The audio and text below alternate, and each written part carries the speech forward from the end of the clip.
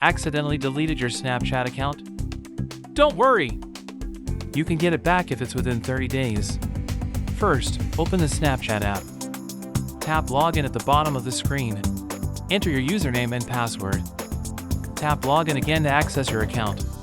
If your account is still recoverable, you'll see a notification confirming your account reactivation. In case you missed the 30-day window, unfortunately, your account will be permanently deleted.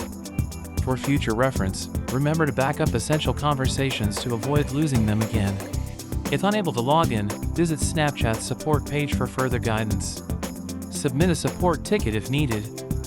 Be patient while they assist you. Always keep your login details secure and accessible to avoid future issues. Set reminders for essential checks on your account settings regularly. Remember, staying connected while safeguarding your data is key. Thanks for watching. Reclaim your Snapchat experience today.